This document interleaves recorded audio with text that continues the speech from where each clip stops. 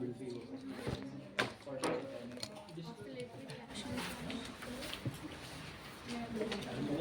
पे लिया simple harmonic motion और उसमें हम कह रहे हैं कि सिस्टम को पर्टर्ब है। तो पर्टर्ब कितने तरीके से सेट ऑफ की डायरेक्शन चेंज हो जाए वेव की।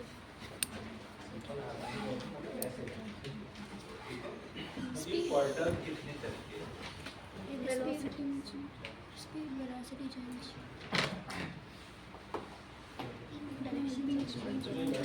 घर में रस्सी ऐसे लेके कभी ऐसे नहीं किए हो ये हो ना। तो पर्टर्ब का मतलब ये होता है कि तुमने हाथ से तीन मार दिया, डंडे से मार दिया, वो चीज पर्टर्ब होता है। लेकिन जब पर्टर्ब होता है तो आफ्टर अ सर्टेन टाइम वो अपना एम्पलीट्यूड चेंज कर देगा। मान लो तुम पहले इतने पे रन करा रहे थे, थोड़ी देर बाद इतने पे हो जाएगा। ठीक है, बेसिकली जब तुम ऐसे करते हो तब क्या होता है, जिस पॉइंट पे तुम उसको चेंज करते हो वहां पे क्या होता है।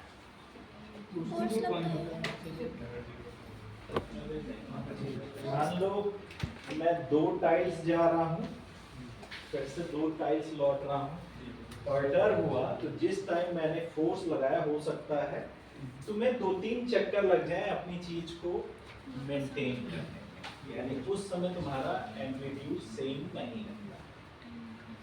तो एम्पलीट्यूड सेम नहीं होने का मतलब देयर आर 2 पॉसिबिलिटीज। हम हार्मोनिक मोशन कर रहे थे, हार्मोनिक न रहे, यानी एनहार्मोनिक। आपका जो हार्मोनिक मोशन होता है आप एक प्लेस पे दोनों तरफ एम्पलीट्यूड में सेम चल रहे हैं। मान लीजिए आपने पर्टर्ब किया, इधर इतना ही गया, इधर ज्यादा जा रहा है।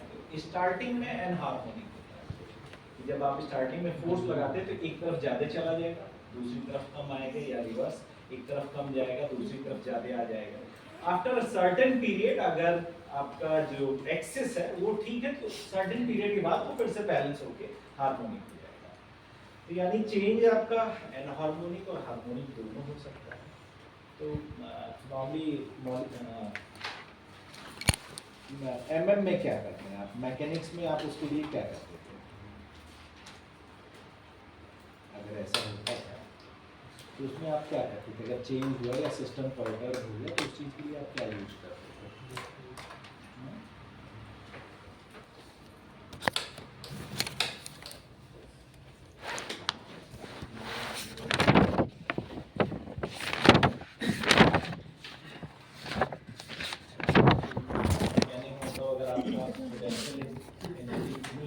चेंज होके इतनी हो जाए तो क्लासिकल मैकेनिक्स में आप क्या करते हैं?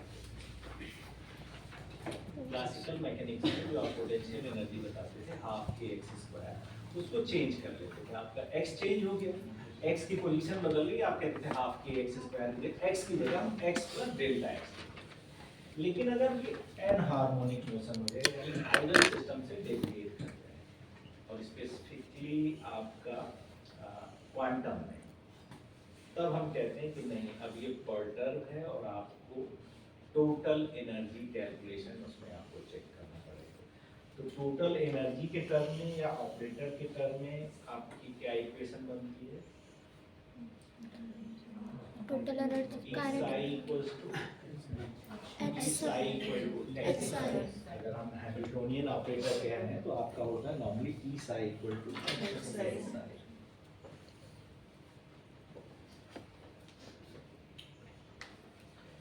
मान लिया आपके सिस्टम को इनिशियली हम रिप्रेजेंट कर रहे हैं E और H के टर्म में।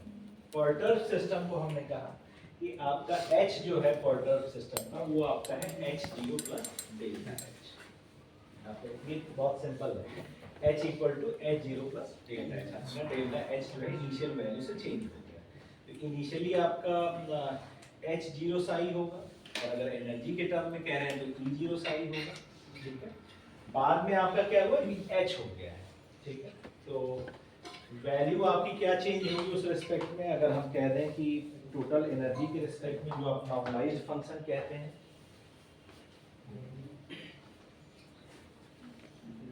ऑपरेटर आपका डेल्टा H के रिस्पेक्ट में चेंज होगा टोटल एनर्जी।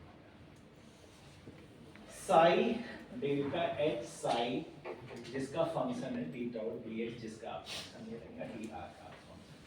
ठीक है, यानी जो आपका एनर्जी का टर्म होगा वो इस फॉर्म में चेंज हो जाएगा। इक्वेशन आपकी क्या होती है?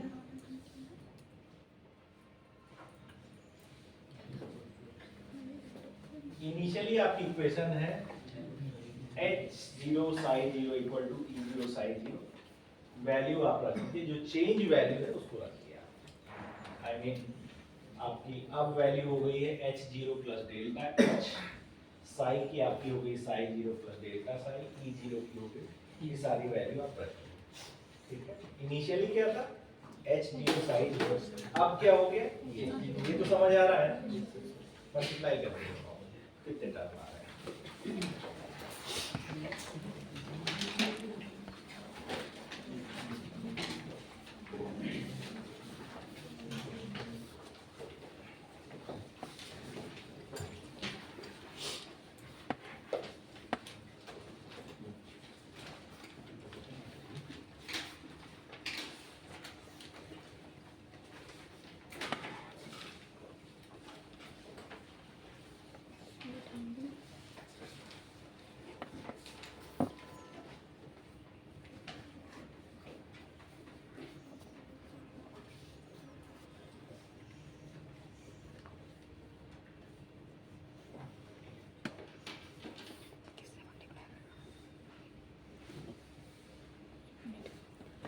ये इससे होगा, फिर ये इससे होगा, ये इससे भी होगा, इससे भी होगा।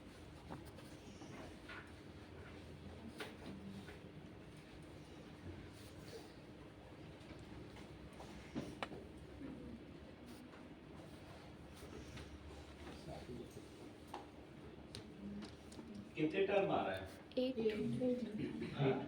8 मतलब 4 टर्म इधर आ रहे हैं और 4 टर्म इधर आ रहे हैं। यस कोई टर्म कैंसिल होता हुआ देखो। नो सर, कौन सा बताओ? सर कोई सा नहीं कैंसिल होगा। नहीं भाई इक्वेशन इनिशियल है तो ये दोनों तरफ आ रही होगी ना, h0 psi 0 e0 psi 0, ये इक्वल है, इनको कैंसिल कर दो। अब कितने टर्म बचते हैं? 3 एक साइड 3 दूसरी साइड। मैथ्स वाले बताएं अगर इसको हम डिफरेंशिएशन के रिस्पेक्ट में करें या वैल्यू के रिस्पेक्ट में करें तो इसको हम कुछ चेंज कर सकते हैं या कुछ बोल सकते हैं इसके बारे में कैंसिल करने के बाद। h0 psi 0 equals to e0 psi 0 करने के बाद कैन आई से समथिंग अबाउट दिस?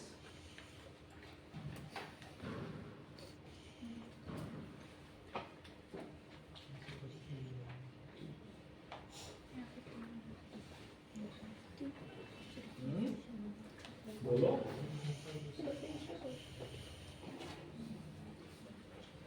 मैथ्स के कितने लोग हैं? डेल्टा का मतलब क्या होता है? स्मॉल चेंज है। d अपॉन dx का रूल यही हुआ था। और दो चीजों में डेल्टा है इसका मतलब क्या होगा? डबल। 2 बार हो गया, यानी एक तरह से तो डबल ही हो गया, d स्क्वायर x हो गया। तो अगर पहला टर्म तुमने कैंसिल कर दिया,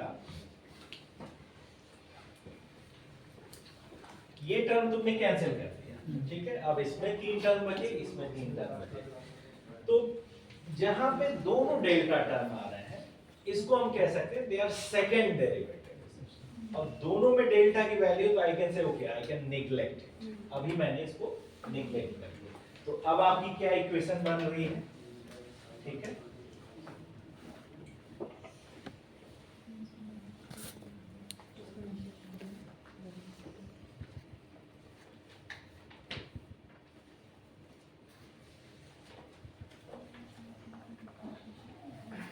इसको हम कहते हैं फर्स्ट ऑर्डर परटर्बेशन टर्म। ठीक है, क्यों? क्योंकि एक डेल्टा है, मैथ्स वाले समझ सकते हैं, एक बार डिफरेंशिएशन, यहाँ पे भी एक डेल्टा का टर्म है, यहाँ पे भी है, यानी चारों जो है आपके सेम ऑर्डर में and they are in first order. आप नॉर्मली क्या है कि वो फर्स्ट ऑर्डर में। तो मैथ्स में काइनेटिक्स से किसी में क्वेश्चन आता था कि अगर किसी अननोन की वैल्यू नहीं है और वो यूनिट के साथ है तो आप कहते थे LHS में इस चीज की यूनिट यही है, तो इस साइड में जो सेम यूनिट का है वही उसके बराबर होगा। तो सेम यहाँ पे है कि आपने कहा फर्स्ट ऑर्डर की सारी चीजें हैं, इसलिए आपने इसको इक्वल कर दिया, और इसको आप कहते हैं फर्स्ट ऑर्डर परटर्बेशन। और यहाँ पे आपने निग्लेक्ट किए हैं टर्म, वो थे आपके सेकेंड ऑर्डर। बट अब इसको स्टार्ट कैसे करेंगे, ये फर्स्ट ऑर्डर आपका प्रूफ हो रहा है। तो मैंने जैसे बता दिया सिंपल, तो वैसे ही सिंपल लिख दो, तो मैं कहूँगा तुमने कुछ लिखा ही।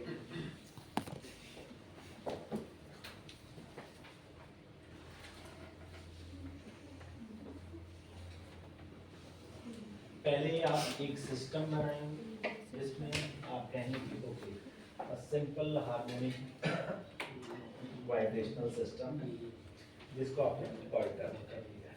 तो पहले आप ये पिक्चर बनाइए, एक सिंपल पोटेंशियल एनर्जी मिनिमा, इसको आप डिस्टेंस दिखा सकते हैं और इसको एनर्जी दिखा सकते हैं, यानी वाई एक्सिस पे एनर्जी दिखा सकते हैं, एक्स एक्सिस पे डिस्टेंस। ये है आपका ओरिजिनल सिस्टम, जिसको आप आइडियल सिस्टम या हार्मोनिक सिस्टम। अब आपने परटर्ब किया, ये आपका एन हार्मोनिक सिस्टम है।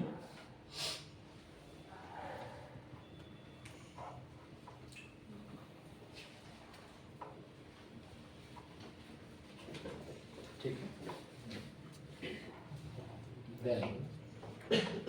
जब वो आपने पिक्चर बना लिया, देन आपने कहा कि let us consider two stages of a system. Ideally it is a, जो इसकी पोजीशन है वो ए है पोजीशन, और आपने परटर्ब कर दिया तो आपकी पोजीशन हो गई बी। और ये क्वांटम पार्ट की बात कर रहे हैं या वेव फंक्शन की बात कर रहे हैं, तो आप ए बी कर लीजिए या x1 x2 कर लीजिए।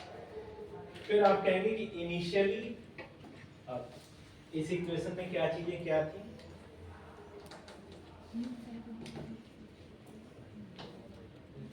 कभी के नोट्स है ऐसे लिखा हुआ है, लेकिन फिर भी हम आप लोगों को चेक करेंगे। मतलब स्टैंडर्ड प्रोटोकॉल में ये सही नहीं लिखा है, लेकिन समझने के लिए सही लिखा है। इसको करेक्ट करके आप किस पे, गुड। तो जैसे ही हमने कहा कि h cap psi 0 equal to E0 psi 0, कैसे एक्सप्लेन करोगे कि क्या चीज क्या है? तुम कहोगे total energy operator H0 cap, यानी यहाँ पे एक कैप वो ऑपरेटर है। साई 0 तुम्हारा फंक्शन है, then eigen value eigen function ये डिटरमाइन कर रहा है। यहाँ पे कुछ नहीं, यहाँ पे सिंपली कैप है, यानी बेसिकली तुम ऑपरेटर यूज कर रहे हो और तुम्हें वैल्यू मिल रही है। तो इधर ऐसे लिखिए या वैसे, एक्सप्लेन करते समय आपको बोलना पड़ेगा कि by applying total energy Hamiltonian operator on the function at point A psi 0, the equation can be written as H0 cap psi 0 equals to E0 psi 0। अब आप कहेंगे आपने सिस्टम को परटर्ब कर दिया, now the position is B. पहले आपकी ए थी, अब बी हो गई, या यू कैन से x1 x2 हो गई। इस पोजीशन पे आप कहेंगे कि suppose the value of h is changing as h0 plus delta h, यानी स्लाइट चेंज हो गया, आप डेल्टा h बता। इसके करस्पॉन्डेंस आपकी एनर्जी की वैल्यू भी चेंज हो जाएगी E0, एंड E0 यानी sorry delta E0 you can write it as psi delta h psi beta. यहाँ पे आप ये मान के चल रहे हैं कि ये इसका फंक्शन है, उसी के रिस्पेक्ट में डिफरेंशिएट। मतलब पहले आप H0 डिफाइन करेंगे, H equals to H0 plus delta H, then you will talk about कि उसके करस्पॉन्डेंस आपकी एनर्जी चेंज हो रही है, क्योंकि फंक्शन है ऑपरेटर आप, तो उसके रिस्पेक्ट में एनर्जी। यहाँ पे आप कहेंगे कि E must be also equal to E0 plus delta E, delta E की वैल्यू ये आपको, ठीक है।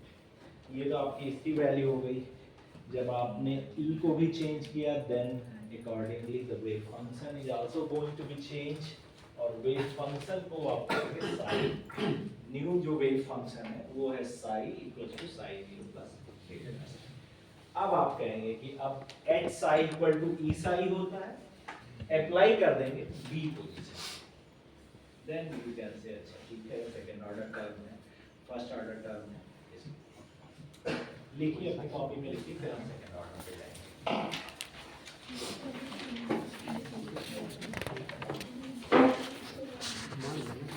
जैसे मैंने बोला नहीं आप अपने से लिखिए जैसे मैंने बोला बनाइए एक्सप्लेन कीजिए ए बी सिस्टम को रिप्रेजेंट कीजिए क्योंकि अब इसकी जरूरत नहीं है आपको आप अपनी कॉपी में लिखिए मैं ये भेजूं ना भेजूं आप अपनी कॉपी में लिखिए पहले आप एक हार्मोनिक सिचुएशन बनाइए आइडल हार्मोनिक करके ए लिखिए then the second condition distorted disturb condition perturb condition उसको बी लिखिए और सारी चीजें आप इस और फर्स्ट ऑर्डर तक जाएगी कि that is first order perturbation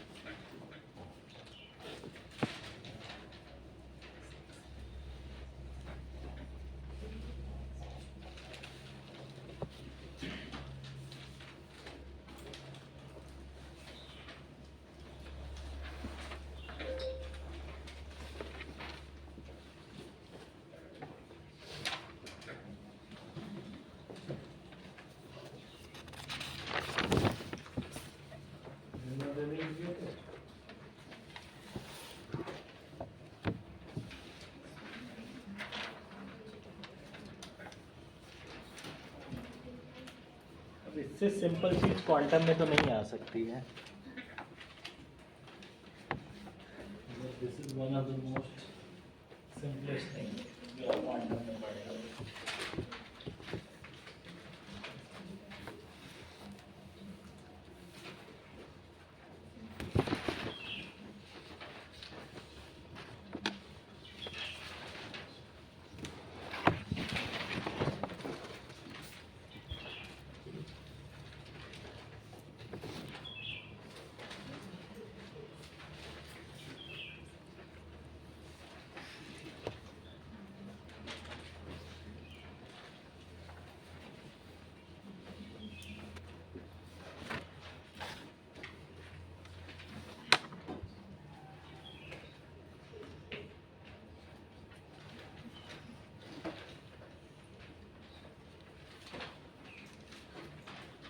particle in one dimensional box में फंक्शन की वैल्यू क्या याद याद है?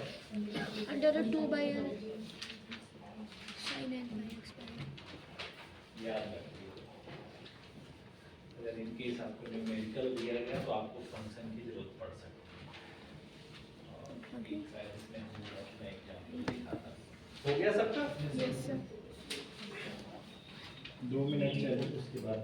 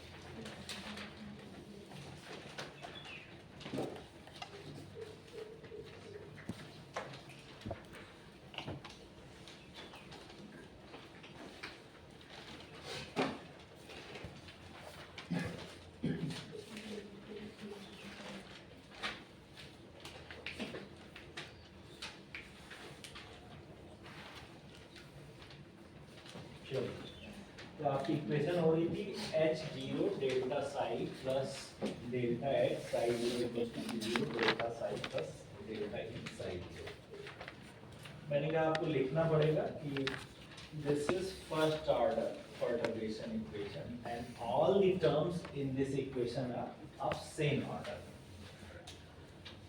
या इसको आप ऐसे कह सकते हैं कि each term one is unperturbed term and another one is a small term or perturbed term। ये आपका बेसिकली perturbed term है और दूसरा आपका unperturbed term। तो अगर इसको रिप्रेजेंट करना हो, यहाँ पे अगर हमको इसको रिप्रेजेंट करना हो तो डेल्टा साई या डेल्टा एच को कैसे रिप्रेजेंट करेंगे? स्मॉल, बहुत स्मॉल, किस तरह से रिप्रेजेंट? सिर्फ एक बार स्मॉल का साइन आपको देना होगा, यानी ये वैल्यू आपकी 10%, 5% या 15% पे आ सकती है। जो ओरिजिनल वैल्यू है उसके 10% या 5% के अप्रोक्सीमेटली आ सकती है। तो सिमिलरली आप कहेंगे कि ओरिजिनल वैल्यू से जो आपकी पर्टर्ब वैल्यू आ रही है वो उससे स्मॉल है, यानी स्मॉल का साइन आपका एक बार बनेगा। अब चलिए, आपने कहा कि सेकेंड ऑर्डर पर्टर्बेशन में चल रहे हैं, तो सेकेंड ऑर्डर में आपको कुछ करना नहीं है। इसकी जरूरत तब पड़ती है जब आपका सिस्टम बहुत स्लाइट मॉडिफाई होता है, बहुत स्मॉल। तो यहाँ पे आपको स्मॉल का मतलब 2 बार साइन दिखाना पड़ेगा। वहां पे आपका साइन एक बार था, यहाँ पे आपका 2 बार है, यानी आपका ये जाएगा 0.1 से लेस देन, यानी 1% या उससे लेस देन पर्टर्ब हो जाएगा। तो पहली चीज, सेकेंड ऑर्डर की प्राइमरी कंडीशन ये है कि जो आपका चेंज है वो ओरिजिनल वैल्यू के रिस्पेक्ट में बहुत लेस होगा। तो like first order perturbation term आप कहेंगे कि अच्छा जो डेल्टा एच था, सपोज हमने उसको मान लिया कि एच पी है, पर्टर्ब टर्म को आप कह रहे हैं एच पी है। सिमिलरली जैसे आपने उसमें एक्सप्लेन किया था, फिर से एक्सप्लेन कीजिए देन यू विल से कि अच्छा अब क्या टर्म हो जाएगा, h equal to h0 plus hp, similarly equal to e0 plus ep। Sign को छोड़ के आपके इसमें दो टर्म है, h का टर्म और e का टर्म। h आपका ऑपरेटर है, e आपका एनर्जी का टर्म। तो जब कोई चीज बहुत स्मॉल होती है तो उसको हम मैथमेटिक्स में क्या करते हैं, उसको हम पावर सीरीज के फॉर्म में लिखते हैं। वो तो निगलेक्ट तो चल गया, आप तो पहली बार निगलेक्ट कर लिए, दूसरी बार तो उसको गाना गाओगे ना उसका। तो आप ये कहेंगे कि नहीं, हम क्या कह रहे हैं कि जो h की वैल्यू है और e की वैल्यू है, यानी आइगन स्टेट और आइगन वैल्यू है, उसको हम कह सकते हैं कि लैम्डा w। बेसिकली जब हम पावर सीरीज दिखाते हैं तो उसको पावर सीरीज में w के नोटेशन से। अब आपसे मैंने कहा कि बहुत ही छोटा है लैम्डा आपका, नॉर्मली जो कांस्टेंट का टर्म है या जो कांस्टेंट टर्म है वो 1% से भी काफी लेस आएगा। तो अब आप कहेंगे कि अच्छा नहीं जी, हम इनको पावर टर्म के सीरीज में लिख सकते हैं। तो पावर टर्म का मतलब ये होता है कि आपके जो दो टर्म है, नेक्स्ट में स्क्वायर, नेक्स्ट में क्यूब, नेक्स्ट में पावर 4, और अगर 1 से वैल्यू नीचे यानी पहला टर्म सबसे छोटा, उससे छोटा, उससे छोटा, क्योंकि स्क्वायर करते जा रहे हैं, आपकी डेसिमल में वैल्यू है या 1/10 है, 100 है, तो और छोटी होती जाएगी। सपोज आपकी वैल्यू 1 है, ये 0.1 हो जाएगी, ये 0.01 हो जाएगी, 0.001 हो जाएगी, इस तरह से आपकी वैल्यू आती है।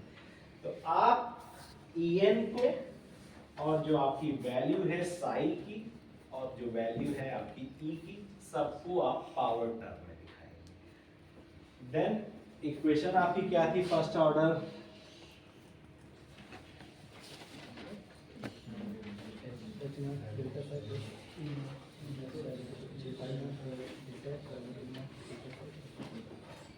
सेकेंड ऑर्डर के टर्म, सेकेंड ऑर्डर के टर्म को आप इक्वेट करेंगे। तो सेकेंड ऑर्डर के टर्म को इक्वेट करने का मतलब आप इसकी पावर सीरीज इनटू इसकी पावर सीरीज इक्वल्स टू इसकी पावर सीरीज इक्वल्स टू इसकी पावर सीरीज।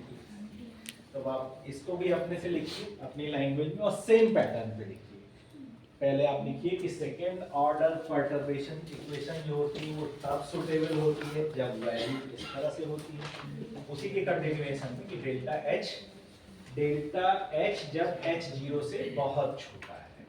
तो फॉर सिंपलिसिटी अगर हमने लिखा ओरिजिनल हैमिल्टोनियन h0 है, पर्टर hp है, तो हम कैसे लिख सकते हैं, जैसे आपने पीछे किया कि ऐसे वैल्यू लिखी जा सकती है, और इसको हम एज्यूम कर लें वैल्यू आपकी बहुत छोटी है, इसलिए हम इसको लिख सकते हैं hp को लैम्डा w, यहाँ पे लैम्डा की वैल्यू 1 से बहुत लेस है, और हम इसको पावर सीरीज के फॉर्म में लिख सकते हैं। देन आप सबकी पावर सीरीज लिखिए और इक्वेट।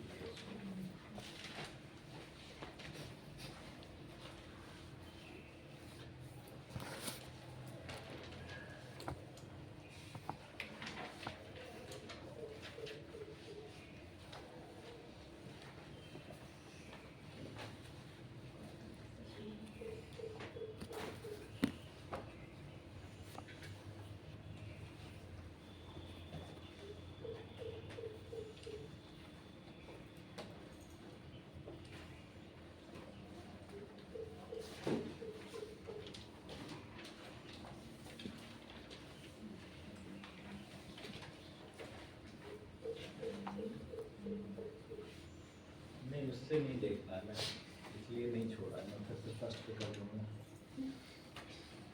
कॉपी करना तो कुछ मैं भेजूंगा ही, अपने से करने की आदत डालो।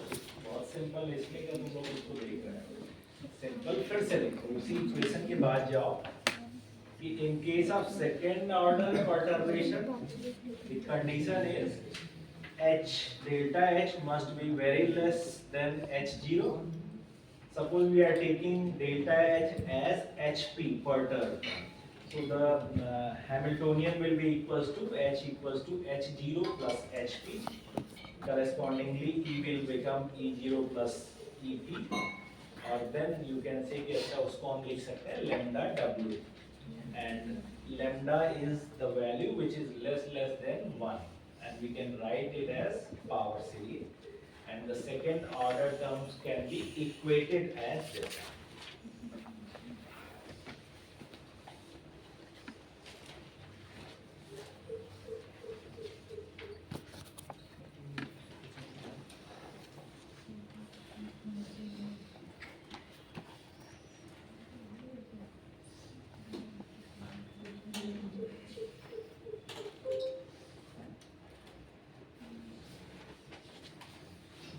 कितने लोगों के आप लोगों में से एक्सपेरिमेंट हो गया? फर्स्ट बैच का हो गया सबका?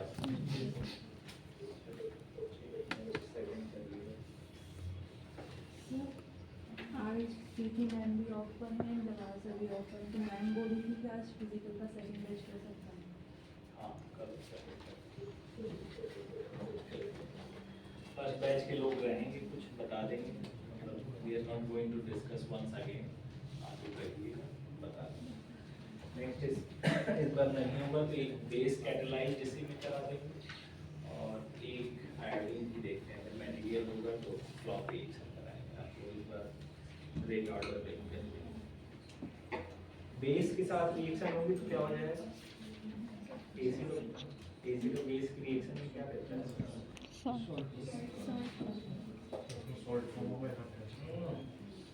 ऑर्डर निकाल लेना प्रोबेबली। बेस के साथ रिएक्शन में क्या होता है? हाइड्रोजन एब्स्ट्रैक्ट हो जाता है, लेकिन बेस के साथ की जो रिएक्शन होती है प्रोबेबली सेकंड ऑर्डर हो जाती है और एसिड के साथ की जो रिएक्शन होती है वो फर्स्ट ऑर्डर। तो आपका जो K की वैल्यू है वो वेरिएबल आने लगेगी, उसमें आपकी सेकंड ऑर्डर आनी चाहिए। मैं देखूंगा कि आपके प्रैक्टिकल में स्यूडो पे चलता है या सेकंड ऑर्डर आता है। तो अगर आपने स्यूडो पे कर दिया तब तो आप उसको स्यूडो फर्स्ट ऑर्डर पे ही करने लगेंगे, अदरवाइज वो रिएक्शन आपकी सेकंड ऑर्डर होगी। सर हाँ, तो पावर सीरीज कैसे होगी? पावर सीरीज इतने लोग मैथ के हो तो मुझे पावर सीरीज पूछो। बेसिकली जब कोई टर्म छोटा होता है, छोटा मतलब इसको मतलब मैं जितना मैथ मुझे ध्यान है, हम कहते हैं ना 1.333 नहीं खत्म होगा, 33333। अब इसको कैसे डिनोट करें हम? 1.33333 को हम डिनोट नहीं कर सकते। तो अगर हम कुछ इस तरह से सेट करें कि पहली वैल्यू 1.30 आ जाए, दूसरी वैल्यू 0.03 आ जाए, तीसरी वैल्यू 0.003 आ जाए, चौथी वैल्यू 0.0003 आ जाए, तो वैल्यू सारी आ जा रही है। हम कह सकते हैं ना पावर सीरीज में लिख सकते हैं। तो वही जहाँ पे वैल्यू लो है but not the fix value, और डेसिमल के तुम 10 प्लेस 20 प्लेस तक लिख सकते हो। तो जैसे तुम डेसिमल के 10-20 प्लेस तक जा सकती हो वैसे ही वो पावर सीरीज बन जाएगी। उसकी हर टर्म अगर वैल्यू में देखा जाए तो छोटा होता जाएगा, 1/10 100 पार्ट में छोटा होता जाएगा, तभी हमें जरूरत पड़ती है उसकी। मैंने कहा ना कि अगर 5%, 3-4%, 10% तक है तो ये फर्स्ट ऑर्डर हुआ।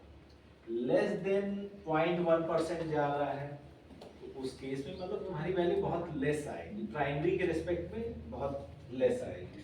और अगर टेक्निकली हम कहें कि 1 इलेक्ट्रॉन वोल्ट एनर्जी है, पर्टर्न हुआ उसके बाद 1.0666 इस तरह से आ गई, तो तुम्हारा पर्टर्बेशन क्या है?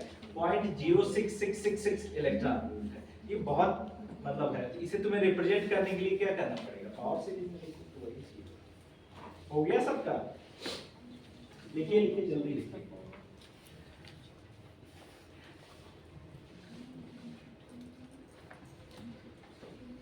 चलो जिसने नहीं लिखा वो कॉपी कर लें।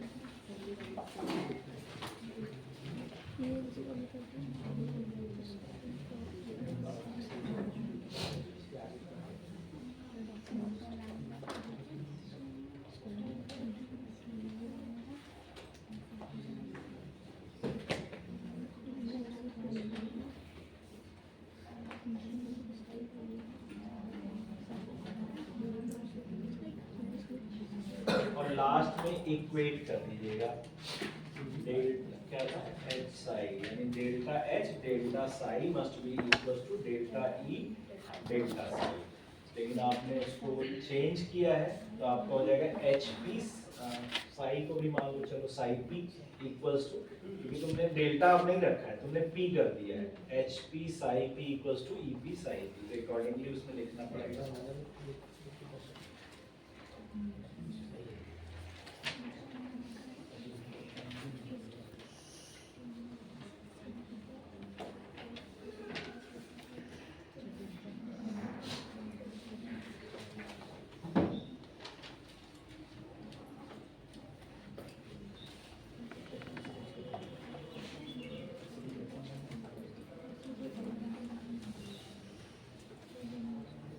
मैं आप लोगों से कह रहा था कि अगर वन डायमेंशनल बॉक्स है तो नॉर्मली वी एज्यूम टू से या एज्यूम कि it can move x place and the width of the box is this one.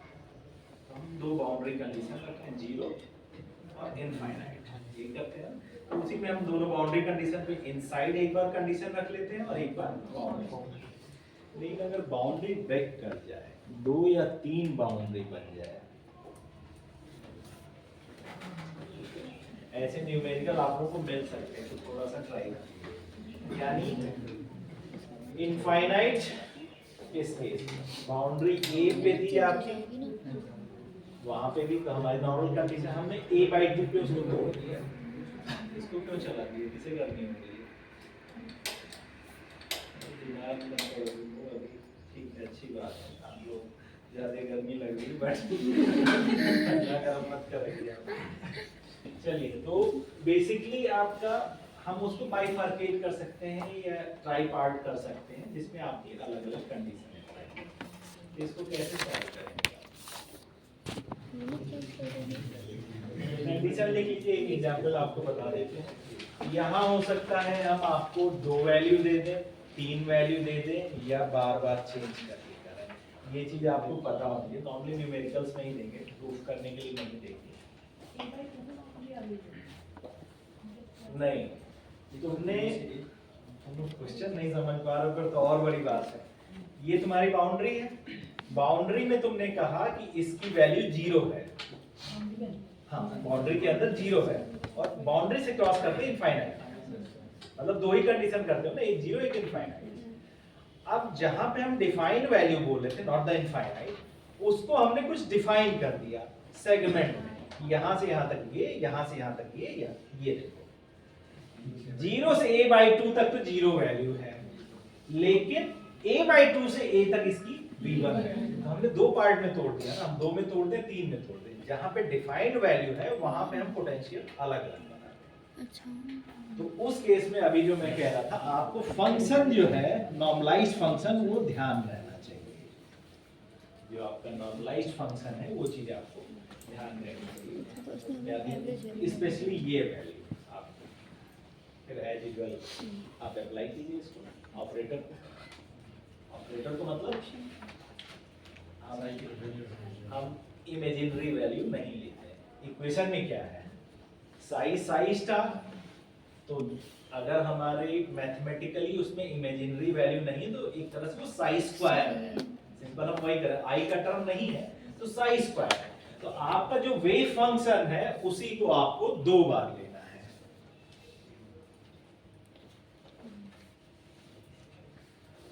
और कहां पे a बाई 2 से a, क्यों? वहीं पे उसकी वैल्यू है, उससे पहले तो आपकी 0 वैल्यू है, तो आपकी जो इसकी लिमिट होगी वो a बाई 2 टू a रहेगी। अब आगे क्या होगा, अब मुझे मत ले आओ, ये साइन स्क्वायर होगा तो वो कास में कैसे आए, ये तुम लोग समझाना। बेसिकली ये आपका जो pi by x upon a है, अगर उसको m मान लो, ये एक तरह से साइन स्क्वायर m हो गया। तो साइन स्क्वायर का जब टर्म आता है तो उसको cos 2x में करके चेंज किया जाता है। तो ये लोग ज्यादा बेटर समझा देंगे कि फार्मूला क्या होता है, कैसे होता है। यानी साइन स्क्वायर के टर्म को आपको बेसिकली cos 2x में चेंज करना है। तो साइन स्क्वायर के टर्म को आप इसमें चेंज करेंगे and then you will put the value. आप वैल्यू रखेंगे a बाई 2 और a वैल्यू रखेंगे, वो फाइनल वैल्यू आ जाएगी। तो आपको जो न्यूमेरिकल है, इट इज नॉट नेसेसरली कि आप एक ही रीजन में मिले। हो हो सकता है हम उसको 3 पार्ट में तोड़ दें, हो सकता है एक में तोड़ दें, या अब ये भी मत करना, इसको हम चेंज कर दें, यहाँ पे ये कर दें, यहाँ पे हम कोई डिजिटली वैल्यू दे दें 3/4 समथिंग समथिंग। इसके लिए आप प्रिपेयर रहिए कि 1 डायमेंशनल बॉक्स में जो हमने डिफाइन किया है वो नेसेसरी नहीं है। इम्पॉर्टेंट है कि हम उस बाउंड्री कंडीशन को चेंज करके आपसे एक्सप्लेनेशन कर सकते हैं। अब जिसको लिखना है आप लिख सकते हैं इसको। मैं आपको मैक्सिमम उसमें 2 ही चीज़ बता सकता हूँ कि आपको वेव फंक्शन आना चाहिए, नॉर्मलाइज्ड वेव फंक्शन जिसमें कांस्टेंट की वैल्यू है। आप सिंपल ई का टर्म निकालेंगे जो कि एक तरह से साई स्क्वायर होता है। अगर आप इमेजिनरी टर्म नहीं दे रहे हैं तो Sai star means Sai square, तो आपका जो वेव फंक्शन होगा इसका स्क्वायर का टर्म आएगा। स्क्वायर के टर्म में आपका साइन स्क्वायर का टर्म आएगा, उसको आपको कॉस में चेंज करना है। बेसिकली साइन स्क्वायर के टर्म को जब हम करते हैं उसको cos 2x में चेंज करते हैं, and then you will integrate it by putting the value a/2 and a। हो सकता है कुछ कैलकुलेशन में दाएं बाएं हो, but you have to solve like this. ठीक है,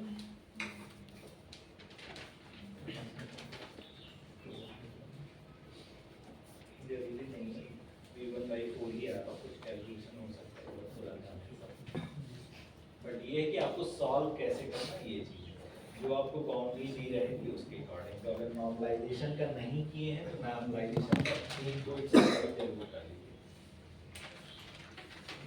होपफुली आपकी sign cos e power x और लॉग पे ही वैल्यू आपको मिलेगी, डिफरेंशिएशन में या इंटीग्रेशन में। बट हाँ, वैल्यू वाले कम से कम 2-4 चीज़ों से प्रैक्टिस कर सकते हैं, sine cos e power x और लॉग एक्स, इन पे ही आपको चाहे वो 2 टर्म का मल्टीप्लिकेशन, डिफरेंशिएशन या इंटीग्रेशन में sine versus cos versus sine होगा। आज आप लोगों को करना है,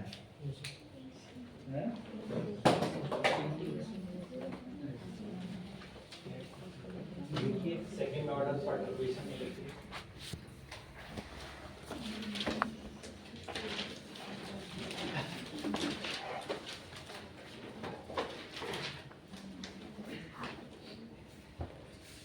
जो हम पावर सीरीज मान रहे हैं, अगर हम डिफरेंट स्टेट के लिए लेने लगे तो उस केस में जो आपका स्क्वायर का टर्म था वो फंक्शन के टर्म में आने लगेगा।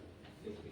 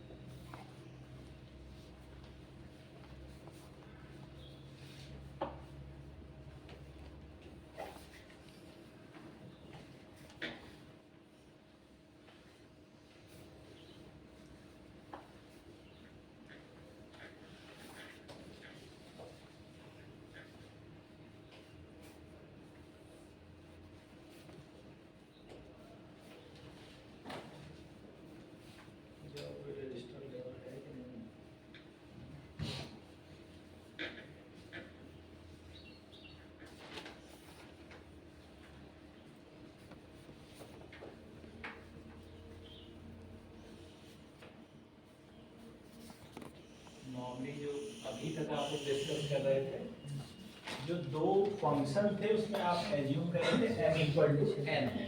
अगर मान लिया दोनों डिफरेंट हैं उस केस में ये। अच्छा, जितने लोग बायोलॉजी से हैं मुझे एक चीज बताएं, कभी कभी इसमें मॉड का साइन होता है, कभी कभी कैप का साइन होता है। अगर आप एवरेज एनर्जी निकाल रहे हैं क्वांटम में या इसका, तो इसका क्या मॉड के साइन में नेगेटिव वैल्यू नहीं होता है, वो अगर नेगेटिव भी रहेगा तो मॉड लगाने से वो पॉजिटिव हो जाएगा। ओके, और इसका मतलब क्या छोटा बड़ा? नहीं सर, क्या मतलब होता है?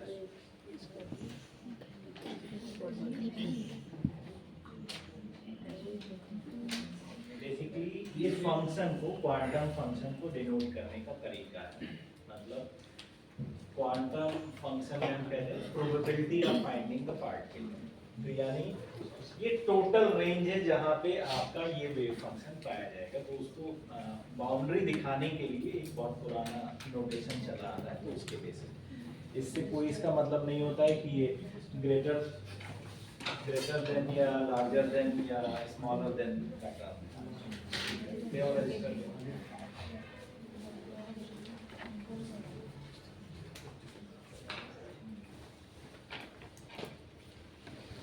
अगर हाइड्रोजन एटम जो आप लोगों ने किया उसको हम किसी और पे अप्लाई करना चाहें सिस्टम पे, किस पे कर सकते हैं?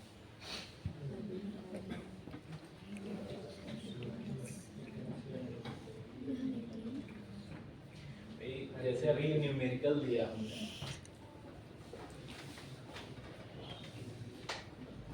ठीक है, ये वैल्यू दी आपको, हमने कहा अच्छा चलो नहीं हम particle in one direction box को I will change 0 to a/2। Hydrogen atom में भी हमें कुछ करने का मन है, जैसे लास्ट टाइम न्यूमेरिकल दिया था ना,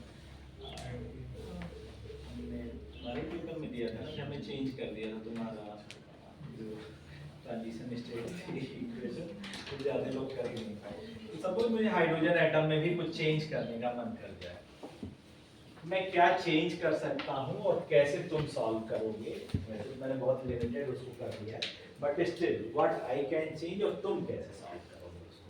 सर उसमें भी फंक्शन चेंज हो जाएगा, हाइड्रोजन एटम का फंक्शन लगेगा ना। जिसने बता दिया उसको क्या नाम है, जो परफॉर्मेंस की ग्रेड होती है उसमें 1 नंबर एक्स्ट्रा दे देंगे, याद दिला देंगे इस क्वेश्चन का जवाब कि मैं क्या चेंज कर सकता हूँ और तुम उसको सॉल्व कैसे करोगे। एवरेज वैल्यू का ही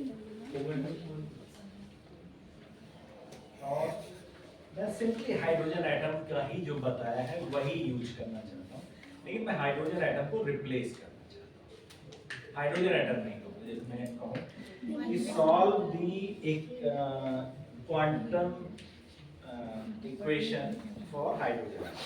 तो मैं इसको हाइड्रोजन एटम की जगह कुछ रिप्लेस करना चाहता हूँ, लेकिन ऐसा ना हो कि तुम कहो ये बिल्कुल आउट ऑफ सिलेबस हो गया तो तुम बोल भी ना पाओ ऐसी।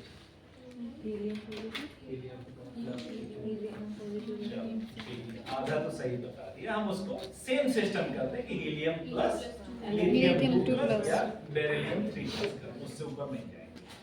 तुम क्या करोगे? जो था हाइड्रोजन में वही टिप्पा मार दोगे या कुछ चेंज करोगे? नंबर एन चेंज 1 by 1 बताओ। एन चेंज कौन कौन बताना चाहता है? जो गलत बताएगा उसके कट जाएंगे, जो सही बताएगा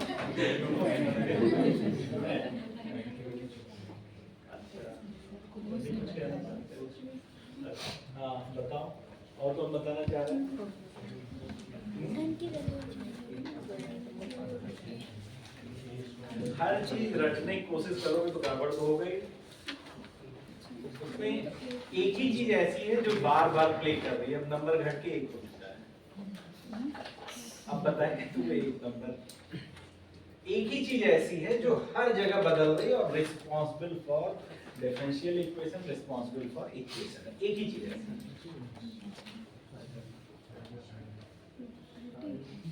साइज ऑफ एटम ऑर्बिट। मैं 0 को बता रहा हूँ, सब 0 हो गए, ऑर्बिट की तो बात ही नहीं कर रही। हाँ क्या क्या वही तो क्वेश्चन है, पोटेंशियल एनर्जी। ठीक है चलो आधे नंबर तुम्हें दे दिए, बट क्या पोटेंशियल एनर्जी में क्या क्या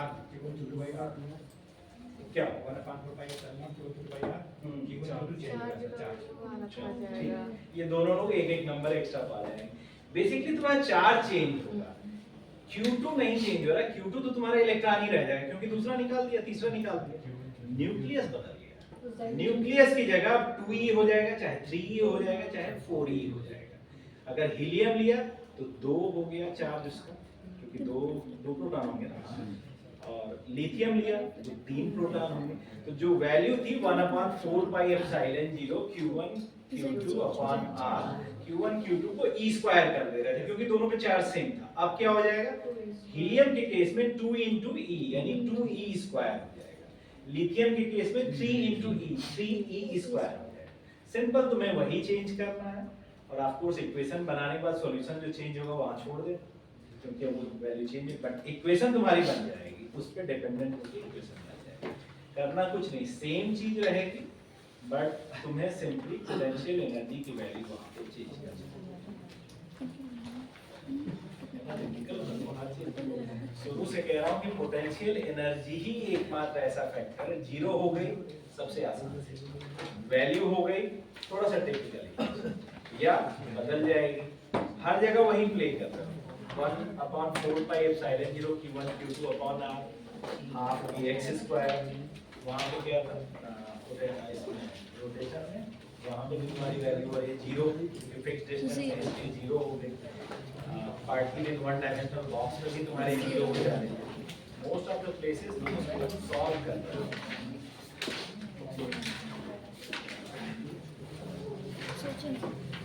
हम लोग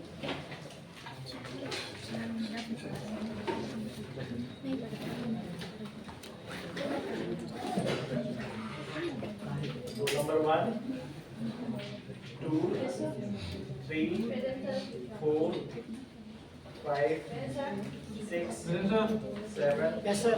8 9 10 11 12 13 present sir, 14 present sir, 15 16 present sir, 17 18 19 20 21 22 23 24 25 26 27 28 Yes, sir. 29 30 31 32 33 34 present sir, 35 present sir, 36 37 Yes, sir. 38 Yes, sir. 39 40 41 42 43 44 present sir, 45 present sir, 46 47 Yes, sir. 48 49 50 51 Yes, sir. 52 53 present sir, 54 present sir, 55 56 57 sir 8 मार्च वाले class में मेरा absent चढ़ा हुआ है। नहीं बोले हो गई है सर बोले थे फिर भी। अच्छा 8 मार्च पिछली क्या रोल नंबर सर 32